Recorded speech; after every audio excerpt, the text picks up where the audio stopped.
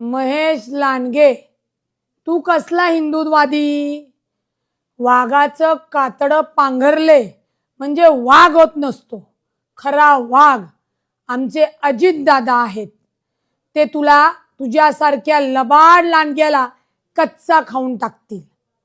चिंचवडच्या देवस्थानामध्ये मंदार महाराजांना गण लावून बोसरीच्या घराची एनओसी कोणी घेतली? आठवतंय ना? लोकांना आठवतंय. भंगार चोरणारे तुम्ही कंपनीच्या मशिनरी आणि भंगार चोरल्या तेव्हा औरंगाबादवरनं पोलिसांनी मध्यरात्री उचललं होतं, मुटकुळं करून घेऊन गेले होते.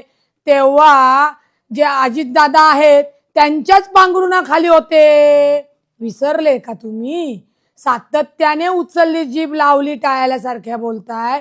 कोणत्या महिलांच्या बांगड्यांचा आमचा अपमान करतायत की आम्ही बांगड्या घातल्या नाहीत? बांगड्या आमच्या स्वाभिमानाचं प्रतीक आहे. त्याच्यामुळे आम्ही ज्या अजितदादांच्या बहिणी आहोत त्या बहिणी तुला ठोकून काढू, हे लक्षात ठेवायचं.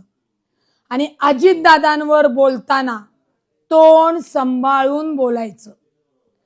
तुझा अवस्थात तुझा बाप नक्की असेल, परंतु राजकारणाचा लंगोट अजितदादांनी तुला घालायला शिकवला.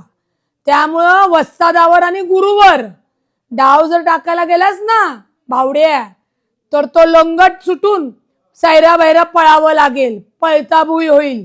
त्याच्यामुळे अजितदादांवर बोलताना, टीका करताना आपल्या खालचा अंधार बघून बोललं पाहिजे, याचं भान ठेवलं पाहिजे.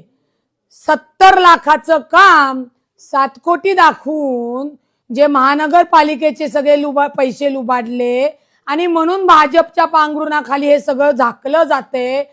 म्हणून आज गुरुवर डाव टाकण्याचा प्रयत्न सुद्धा करू नये, हे लक्षात ठेवायचं महेश लांडगे.